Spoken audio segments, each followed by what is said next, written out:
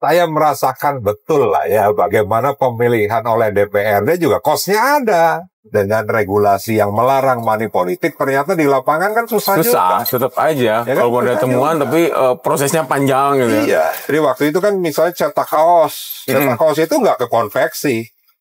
DPC, PHC menyediakan alat sablon. Ya, tintanya, jadi masyarakat yang mau memakai kaos PD Perjuangan, dia datang membawa kaos apapun modelnya gitu kan, disablon di situ. Jadi ingat betul waktu itu Mas Pram panggil saya, "No, perintah ibu kamu harus maju. Maju bupati." Wah gitu, Mas. Saya ini umurnya 31 tahun dan saya belum mengerti betul. Kita urusin dari 2008 sampai 2013. Itu sudah mencatat produksi 435 miliar. Nah, teman-teman, kita mulai perjalanan nih dari gedung DPRD. Tadi Kang Ono ditunjuk langsung. Tiba-tiba ditembak. Jadi apa ya? Jadi pembina upacara. Ditodong. Terakhir jadi pembina upacara kapan, Kang? Ya, terakhiran 17 Agustus. Oh, tahu nih kemarin. Iya, kemarin kan biasa kan rutin kita bikin upacara. Makanya ditodong tiba-tiba tapi nyantai-nyantai aja. Nah, itu perjalanan ya, kita ngobrol-ngobrol sedikit sih sebenarnya dengan Kang Ono. Jadi memang dulu kan tadi saya ada cerita dari koperasi ya. Sekarang koperasi juga menjadi atensi pemerintahan yang baru, jadi malah dipisah gitu Kang ya. Dipisah antara koperasi dan UMKM. Nah, itu sebenarnya penting nggak koperasi dipisah? Kan dulu memang koperasi menjadi dianggap sebagai harapannya menjadi sosok guru ekonomi Indonesia gitu ya. Ya sebenarnya ya amanat konstitusi kita ya Undang-Undang Dasar Negara Republik Indonesia 1945 pasal 33 kan ya sebenarnya amanat itu kan ya bentuk atau sistem perekonomian di Indonesia itu pelaksanaannya dalam wujud koperasi. Ya, cuma kan kita semua tahu lah koperasi saat ini ya tidak berkembang cukup baik. Koperasi hidup segan mati tak mau. Karena memang ngurus koperasi ini memang sangat kompleks. Ya. Sistem demokrasinya ada, rapat anggota tahunan tiap tahun, terus ada pertanggungjawaban. Nah, sehingga kadang-kala sistem seperti itu juga ada dinamika yang terus-menerus terjadi di koperasi. Yang kedua juga sumber daya manusia. Dengan sistem yang seperti itu, maka sebenarnya perlu kepengurusan yang kuat, yang mengakar, yang tidak hanya mempunyai kepentingan personalnya, pribadinya, karena dia kan pasti berkaitan juga dengan usaha pribadinya dalam koperasi itu. Tapi juga bisa mewadahi anggotanya. Nah, sehingga pada saat dulu misalnya koperasi itu kan salah satu pilar ekonomi selain BUMN, selain perusahaan swasta. Tapi sekarang kan memang kita melihat memang banyak kendala ya. Koperasi di seluruh Indonesia yang bisa rapat anggota tahunan secara rutin saja mungkin persentasinya tidak banyak. Itu ya. Oh ya, ini tuh kita punya studio baru sebenarnya nih, mobil podcast. Bukan yang ini punya DPRD Jabar. Jadi ternyata DPRD Jabar punya ada mobil podcast gini nih. Jadi kalau kunjungan ke daerah bisa sambil dipakai ini. Kita nyoba nih pertama kali nih PR pakai mobil podcastnya DPRD Jabar. Mudah-mudahan bisa jadi program rutin ya Kang ya. Iya. Jadi saya pun baru nih Kang Satria. Saya pun baru karena memang kan baru menjadi anggota DPRD, menjadi pimpinan DPRD, ternyata ada fasilitas ini. Jadi formasinya ini baru 6 bulan. Baru 6 bulan. Nah, sehingga ya mungkin ya setiap kunjungan DPRD ke lapangan dia bisa digunakan. Iya benar. Misalnya antara anggota DPRD dengan masyarakat misalnya kan itu. Ya bisa. Nanti PR barangkali berminat. Amin. Untuk kerjasama. Tuh, udah ada kelemeng. Karena saya penasaran, emang dulu ada sempat kepikiran jadi anggota dewan nggak sih Kang? Ya nggak terpikir lah. Jadi saya kan lahir di keluarga yang bapak seorang guru. Iya. Oh, bapak guru. Guru. Ibu itu pedagang. Nah, tapi karena memang lingkungan kita itu lingkungan nelayan ya. Jadi memang dari keluarga besar yang memang beraktivitas di dunia perikanan. Guru apa kan, Bapak? Guru terakhir itu beliau kepala sekolah dasar. Guru di sekolah SD. Ya, terus karena memang sudah beraktivitas di perikanan, usahanya pun di situ, terus menjadi pengurus koperasi, maka tahun 82 lah beliau pensiun dini tuh dari gurunya dan fokus di usaha. Terus di usaha dan ngurus nelayan. Nah, sehingga anak-anaknya ini memang dipersiapkan untuk meneruskan usahanya itu. Cuma kan ya ada yang bandel kan itu. Ada yang bandel. Kayak saya misalnya memilih jalur yang berbeda dengan kakak-kakak kan itu. Iya. Jadi kalau kakak-kakak itu jurusan ekonomi, ya kan, saya ngambil jurusan arsitektur. Kamu ini anak keberapa dari 8 bersaudara? Saya anak kelima. Saya kelima dari 8 bersaudara, tapi gak ada satu tuh meninggal satu orang. Jadi dari 7. Ya, di arsitektur karena memang merasakan betul misalnya ya usaha di perikanan, Sabtu Minggu misalnya pada saat libur ada perahu datang, saya diajak ke tempat pelangan ikan, mengawasi bongkar ikan dari kapal, mengawasi lelang. Nah, terus dapat dapat honor dari ibu kan waktu itu. Dari ibu. Jadi saya menyempatkan diri kalau misalnya datang perahu, ya di situ sampai ya bisa bolos sekolah juga kan karena dapat duit. Lebih jelas ya, lebih jelas. Nah, sehingga pada saat kuliah di arsitektur Trisakti ya cuti terus bantu ngurus perahu, ngurus tambak udang, akhirnya cutinya kebablasan, terus nikah. Cutinya kebablasan. Akhirnya ya udah bergelut di bidang itu sampai pada akhirnya 98 masuk PDI Perjuangan. Iya. Waktu itu lagi zaman-zamannya reformasi gitu. Bapak yang mendorong. Kenapa PDI, Kang? Waktu itu kan memang partai yang besar kan ada Bapak dulu pemuda Marhenis. Di zaman mudanya. Iya. Zaman mudanya pemuda Marhenis hingga pada saat reformasi terus ada misalnya 97 kan. Iya. Waktu itu rame Mega Bintang karena PDI Perjuangan ya ketua umumnya Ibu Mega tidak bisa ikut pemilu kan. Ya pada saat itu Bapak sudah menjadi supporter lah. Zaman itu pemuda Marhenis gimana Kang kondisinya? Kan waktu itu kan memang susah ya PDI untuk banyak represinya gitu. Ya zaman Bapak dulu ya memang ya sangat sulit kan zaman Bung Karno dulu kan. Nah terus akhirnya beliau menjadi PNS, jadi guru.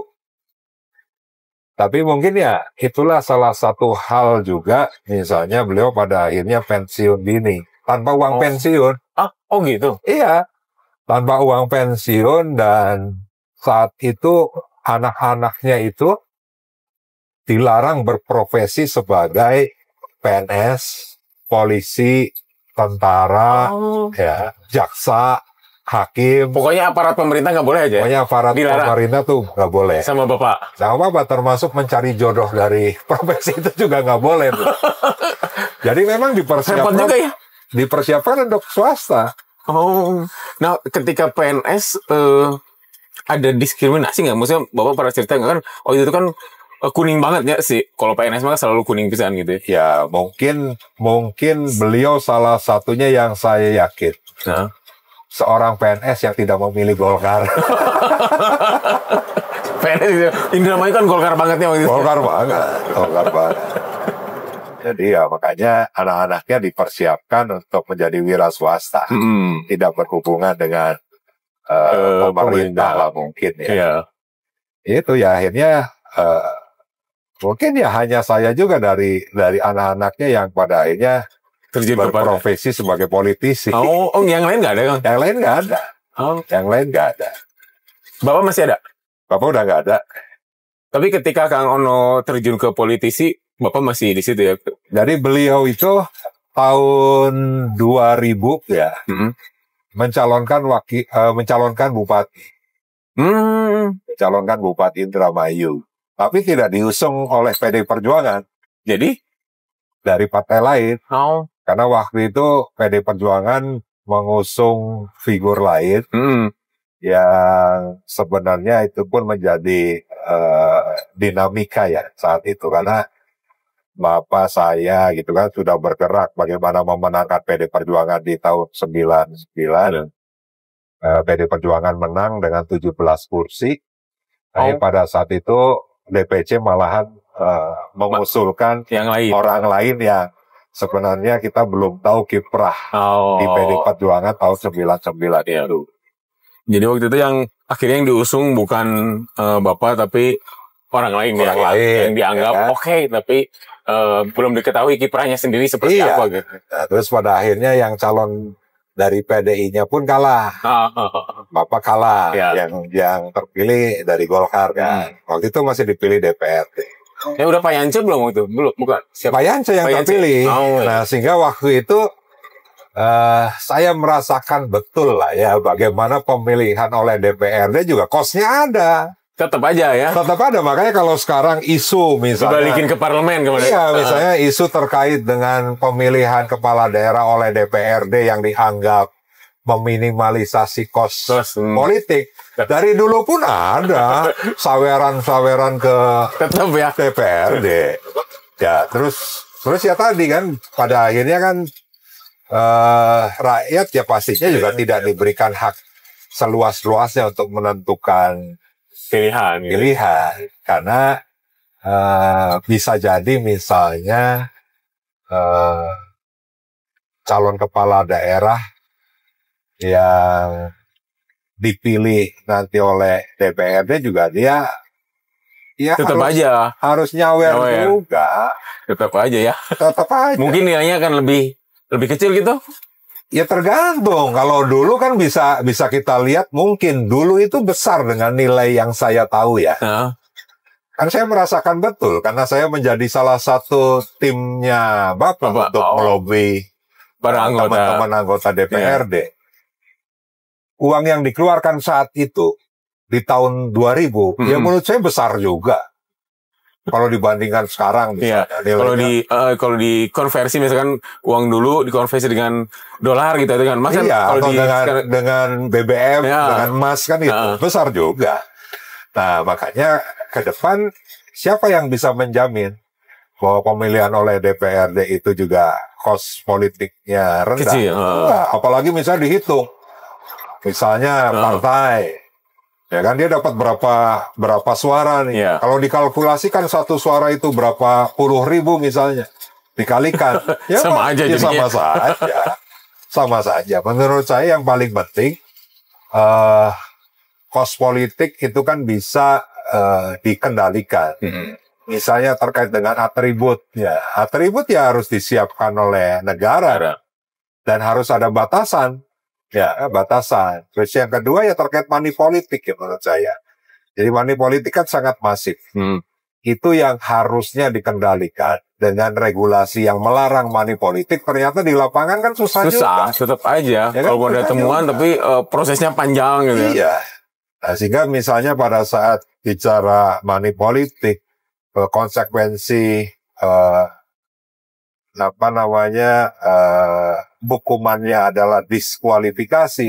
Itu kan kita jarang melihat ada peristiwa yang sampai pada akhirnya mendiskualifikasi pasangan calon itu. Jarang banget dan belum. Sehingga ya tidak membuat kapok calon. Tidak ada efek jerahnya nggak ada ya, tetap aja berjalan seperti itu. Jadi menurut saya isu yang sekarang ini berkembang yang paling penting bagaimana rakyat tetap diberikan hak seluas-luasnya untuk bisa menentukan siapa gubernur, siapa bupati, wali kotanya.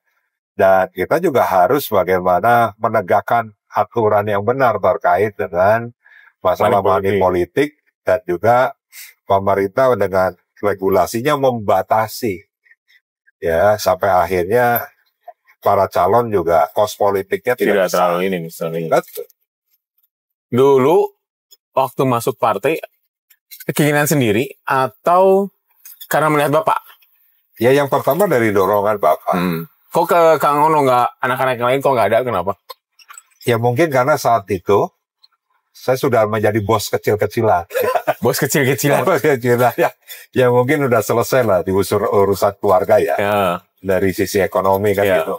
Tuh, jadi memang kalau mau masuk ke partai harus sudah beres dulu dari sisi... Iya, jadi alasan Bapak waktu itu udah masuk partai. Kan, kamu kan udah punya duit. Sehingga ya saat itu saya menjadi wakil bendahara pengurus anak cabang PD Perjuangan Kecamatan Indramayu. Di tingkat kecamatan kan. Dari PAC dulu berarti ya? Dari PAC, wakil bendahara. Ya waktu itu ya donatur lah. Iya. Donatur setiap ada kegiatan. Berarti bukan ngurusin uang, tapi justru masukin uang gitu. Bukan sebagai kasir. Ya kan? Tapi donatur. Ya, donatur gitu kan, donatur. Karena waktu itu kan memang PD Perjuangan belum punya uang. Iya. Ya kan? Belum punya anggota DPR RI, DPD Provinsi Kabupaten.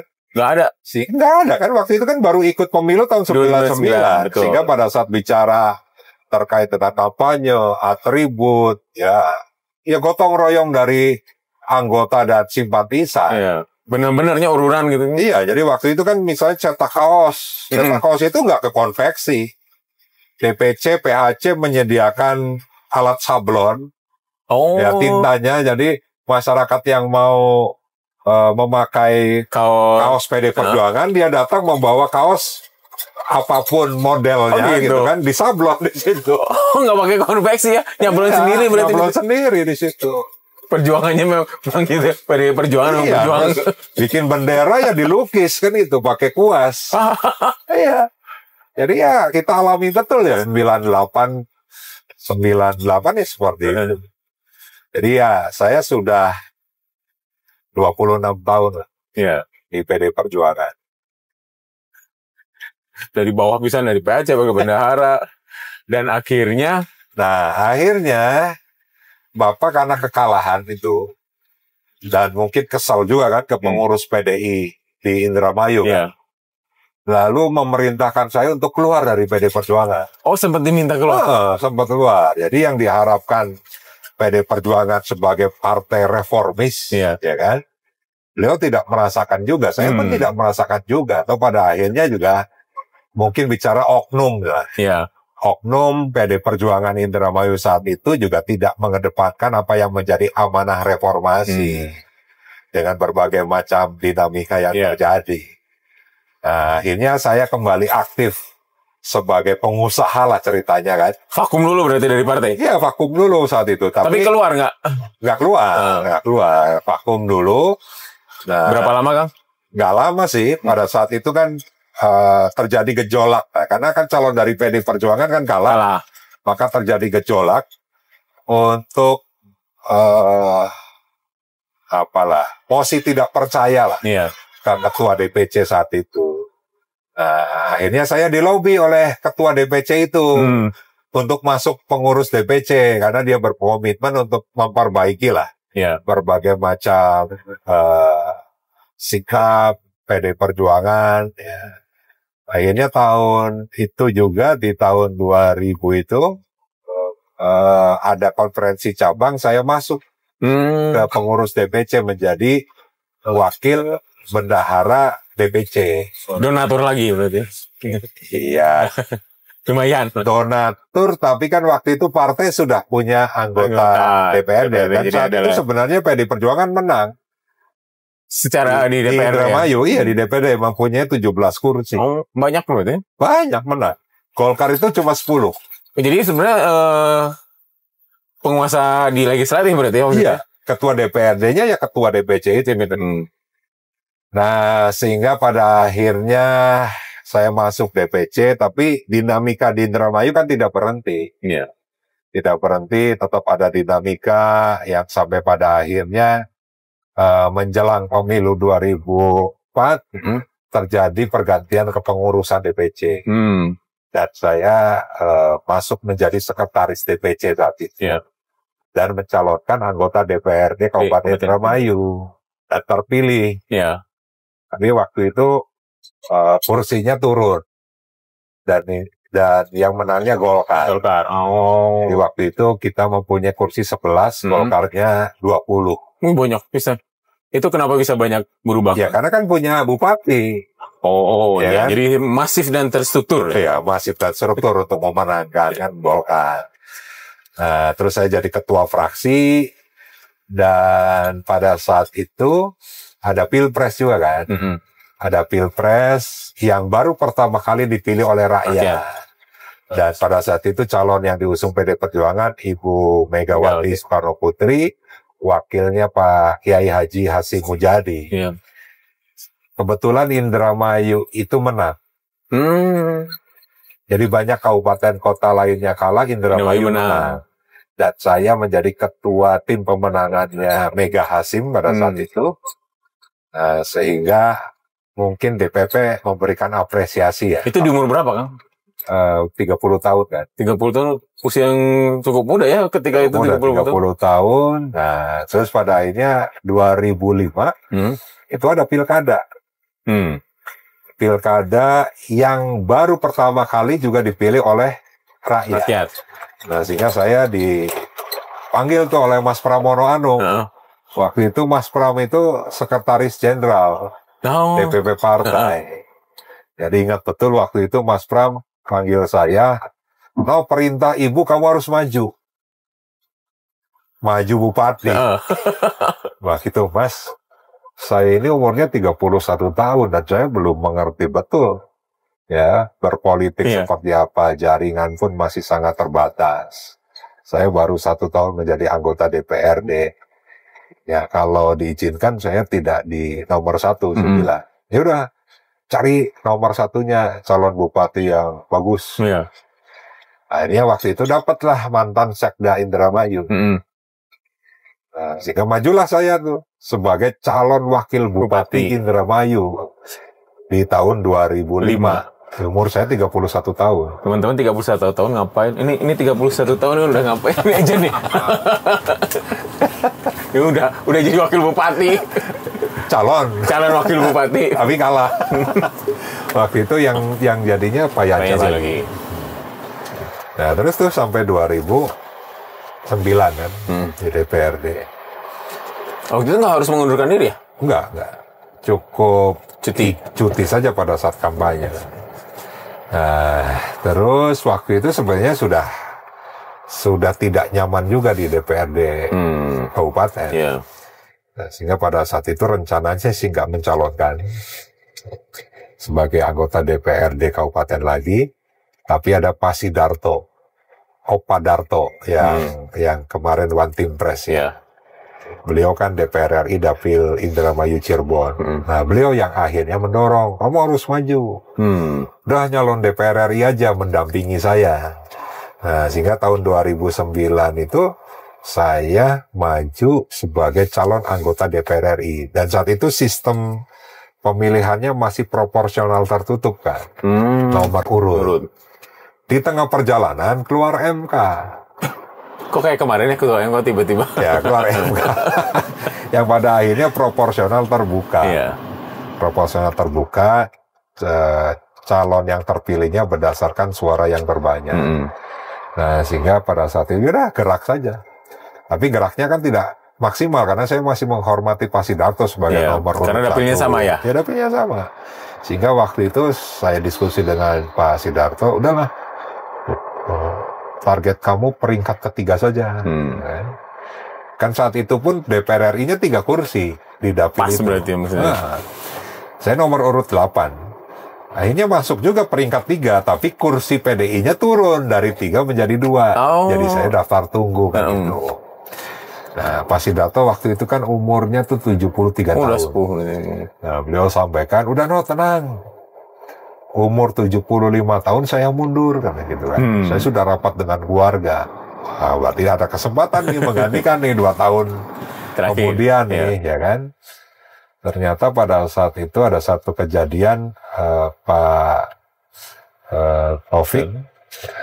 Taufik Kimas yang waktu itu ketua MPR meninggal kan, yang pada akhirnya penggantinya adalah Pak Sidarto. Naik jadi ketua MPR. Nggak mungkin mundur kan. Sudah jadi ketua MPR nggak mungkin mundur. Ya udah, tapi Pak Sidarto waktu itu undang saya, beliau sampaikan, ini mungkin periode yang terakhir saya di DPR RI, jadi kamu sabar tunggu sampai 2014. Nah, sehingga pada akhirnya 2014 saya mencalonkan DPR RI. Waktu itu dapat nomor urut 3 dan terpilih. Dan jabatan di struktural partai saat itu saya diwakil ketua DPD PD Perjuangan Provinsi Jawa Barat. Jadi tahun 2010 ya konverda saya masuk ke provinsi tuh, ke pengurusannya. Iya, udah bawa Pak TB Hasan ya? Bukan, waktu itu Pak Rudi Harsa. Oh, Pak Rudi Harsa. Pak Rudi Harsa Tanaya waktu itu. Nah, Pak TB kan baru 2013 ya. 2013. Oh iya benar, karena terus ikut Pilgub ya Pak TB. Nah, 2015 kan pilkada lagi Indramayu kan. Saya didorong lagi sama teman-teman. Didorong lagi untuk maju pilkada Indramayu. Nah, tapi waktu itu saya tidak diizinkan oleh DPP partai, nah, sehingga diminta fokus ke DPR RI. Nah, sehingga periode struktur partai di tahun itu pun saya tetap di wakil ketua DPD PD Perjuangan Jawa Barat. Sampai 2019, 2019 maju lagi DPR RI, terpilih. Dan pada saat perda saya terpilih menjadi ketua DPD Jawa Barat 2019 sampai sekarang. Nah tadi dari 2010 sampai 2014 ketika tidak menjadi anggota dewan, ngapain Kang? Ya fokus tadi. Tetap di partai itu. Waktu itu jadi ketua koperasi kan. Ketua koperasi Mina Sumita. Jadi pada saat ayah meninggal di 2008. Saya banyak didatangi oleh anggota koperasi. Saat itu kan saya menjadi anggota DPRD kan. Iya. Karena terjadi sebenarnya harapan dari anggota-anggota untuk saya menggantikan. Awalnya saya nggak mau. Karena biar saya fokus di politik. Tapi kan tiap hari tuh anggota datang ke rumah minta saya, dan pada akhirnya ya terjadi pemilihan ketua koperasi dan saya terpilih. Nah, saya ingat betul lah pada saat saya masuk itu produksi ikan di tempat pelelangan ikan 93 miliar. 93 miliar. Ya, perputaran uang per tahun. Per tahun. Ada problem mendasar yang pada saat itu belum selesai, masalah BBM. Jadi BBM itu melalui stasiun pengisian bahan bakar nelayan yang kuotanya masih sangat terbatas. Kan BBM-nya subsidi, tapi sangat terbatas. Mungkin sekitar 1/5-nya lah yang disiapkan oleh Pertamina. Sisanya mereka beli ke SPBU. Nah, padahal kan tidak boleh. Sehingga banyak terjadi penangkapan oleh polisi waktu itu kan. Terus keamanan di laut. Jadi nelayan Indramayu kan banyak beroperasi sampai ke Laut Cina Selatan. Natuna, Bangka Belitung, Kalimantan, Selat Makassar. Jauh juga ya? Sampai ke Selat Bali. Ya. Nah, banyak juga misalnya masalah keamanan mereka didatangin perompak. Dimintain uang, dimintain solar. Terus izinnya yang memang tidak sesuai pada akhirnya ditangkap oleh TNI, oleh PSDKP, oleh Polair gitu kan. Terus permasalahan terkait dengan permodalan di mana perbankan pada saat itu belum bisa membiayai pembangunan kapal. Dan nasabah perbankan itu hanya juragan-juragan kapal yang besar-besar. Kalau yang kecil-kecil nggak mau gitu ya. Kecil-kecil nggak mau. Terus masalah penyerapan produksi yang masih dimonopoli oleh bakul-bakul ikan yang ada di lokasi TPI. Ini udah kayak tengkulak gitu ya? Iya, jadi permasalahan datar itu ya saya selesaikan kan. Misalnya menambah kuota, sampai kita demo-demo ke Pertamina gitu kan untuk menambah kuota. Akhirnya setiap tahun bertahap ditambah. Lalu terkait dengan keamanan, saya menjalin komunikasi dengan TNI Angkatan Laut, dengan Polair, dengan PSDKP-nya Kementerian Kelautan dan Perikanan. terus melakukan kerjasama dengan provinsi-provinsi lain yang wilayah tangkapnya kita masukin, kan gitu. Dia sowan lah ya. Ya, sowan. Pada akhirnya kan memberikan kenyamanan lah dari sisi keamanan untuk nelayan di Karangsong Indramayu tersebut. Nah, terus dari sisi permodalan, saya dengan BJB, pada saat itu saya Komisi C Indramayu masalah keuangan. Jadi saya melihat misalnya nasabah BJB itu kan nasabah yang prioritas lah, prioritas. Ya ASN kan itu. Iya, guru ASN. Ya guru ASN kan gitu. Kredit konsumtif, ya kan. Nelayan mah apalah gitu ya. Ya, ya kredit yang produktifnya itu mungkin kontraktor kan. Yang banyak kan, karena jelas kan. Kalau kontraktor kan, dia dapat pekerjaan dari pemerintah sudah jelas tuh. Tinggal dibayar nanti kan. Untung ruginya banyak segala macam udah jelas hitungannya. Kalau nelayan petani kan mereka tidak mempunyai hitungan yang pasti terkait dengan visibility usahanya kan itu. Sehingga belum banyak yang masuk. Nah, sehingga pada saat itu dengan kantor cabang BJB Indramayu, saya mendorong mereka untuk membuat skema kredit untuk pembangunan kapal. Yang terkendala di asuransi. Jaminannya ya. Ya, di asuransi yang belum ada asuransi yang bisa mengcover kapal yang terbuat dari kayu. Oh gitu? Iya, semua asuransi. Karena memang regulasi internasionalnya seperti itu. Oh, sementara kalau beli mobil gampang ya? Gampang, kalau mobil gampang. Terus misalnya kalau kapal yang terbuat dari besi, dari fiber pun bisa. Tapi kalau dari kayu belum bisa.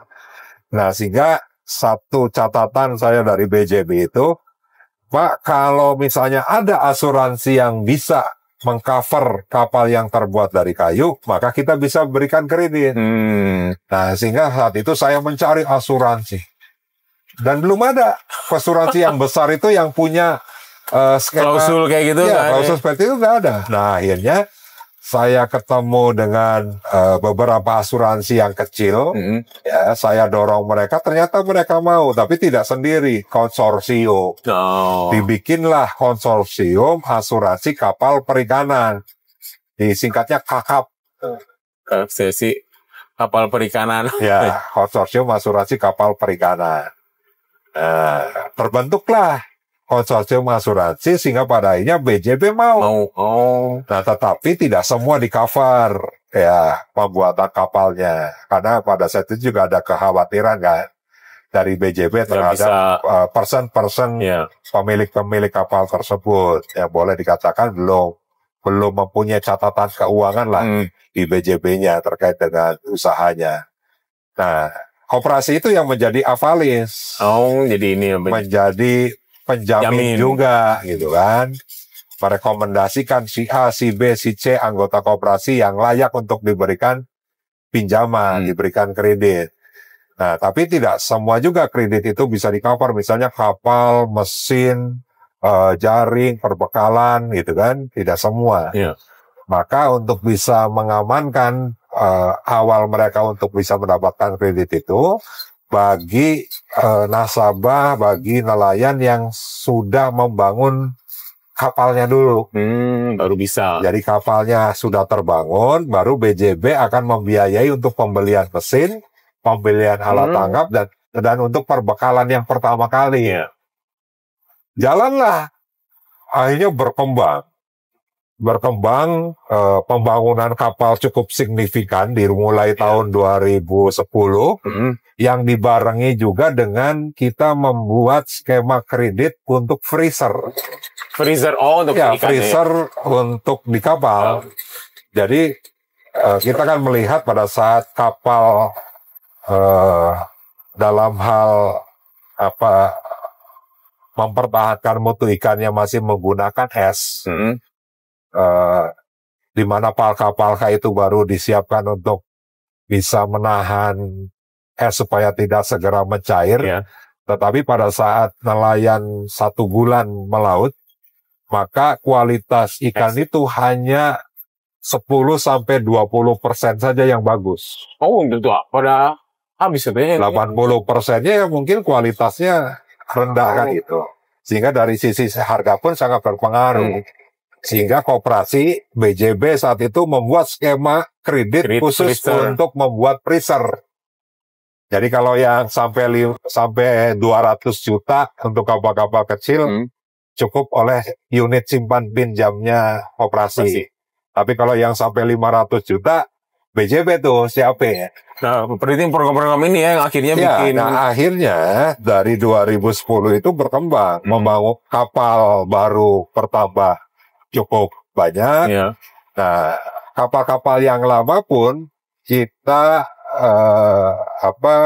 siapkan freezer yang dibangun di atas kapal, sehingga dari sisi produksi dan dari sisi kualitasnya pun jauh lebih baik. Kapalnya juga penjangkauannya lebih luas, lebih ini ya. Jangkauan kapal lebih luas, lebih jauh. Nah, sehingga pada saat itu terjadilah peningkatan produksi ikan di TPI yang cukup signifikan, disertai juga peningkatan mutu. Nah, akhirnya setahun, 2 tahun, 3 tahun ini terjadi peningkatan produksi dan nilai produksi yang cukup besar. Sampai berapa, Kang? Jadi 5 tahun saja misalnya kita urusin dari 2008 sampai 2013 itu sudah mencatat produksi 435 miliar. 430 miliar dari 93 miliar menjadi 450 miliar. Nah, itu dari sisi produksi ikan kan. Ya. Nah, ini diikuti juga dengan peningkatan volume usaha di unit-unit usaha. Karena koperasi kan punya unit usaha simpan pinjam, punya unit usaha kuaserda, warung serba ada, terus unit usaha perbekalan, unit usaha alat spare part-nya mesin. Oh, jadi ada ikutannya. Ya, terus kita punya juga pabrik es, sewa basket, tempat ikan. Ya, jadi kita banyak unit-unit usaha, termasuk SPBN, stasiun pengisian bahan bakar nelayan. Kita punya, ya. Jadi itu pun ya mengikuti peningkatan volume usaha mereka, sehingga sisa hasil usaha yang mungkin dari mulai 500 juta, 1 miliar, 2 miliar, 3 miliar, naik terus. Sampai pada akhirnya sisa hasil usaha yang dibagikan ke anggota yang tadinya 200 juta, 300 juta. Saya pernah mencatat misalnya yang kita bagiin sampai 2 miliar ke anggota. Jadi anggota itu ada yang dapat 200 juta tuh sisa hasil usahanya. Lumayan. Nah, sehingga pada saat bicara peningkatan produksi terjadi juga peningkatan simpanan-simpanan nelayan dan dana-dana nelayan. Karena selain mereka itu juga dari sisi usahanya meningkat, peran koperasi ini juga ada peran sosialnya. Kita ada mengelola dana paceklik, dana muara, dana kesehatan, dana pendidikan. Itu pun kan meningkat. Nah, sehingga saya berpikir waktu itu, pada saat bicara program pendidikannya koperasi yang biasanya memberikan beasiswa setiap tahun kepada anak-anak nelayan yang tidak mampu, atau anak-anak yang bapaknya sudah tidak menjadi nelayan, saya berpikir ya kenapa tidak bangun sekolah saja. Sekaligus mempersiapkan sumber daya manusia nelayan. Nah, sehingga pada saat itu dibangunlah sekolah. Ya, jadi kita bentuk yayasan dulu. Kita bentuk yayasan, melalui yayasan itu membangun sekolah, yang pada akhirnya terbangun sekolah menengah kejuruan. Nah, ini cerita soal sekolah menengah kejuruan nanti kita lanjutkan kembali ya, teman-teman. Nanti kita akan lihat nanti. Namanya SMK Mitra Maritim. Nanti kita lihat ke sana. Untuk sementara ini kita berhenti dulu dalam perjalanan. Nanti kita cerita lebih lanjut ya. Siap. Terima kasih. Oke.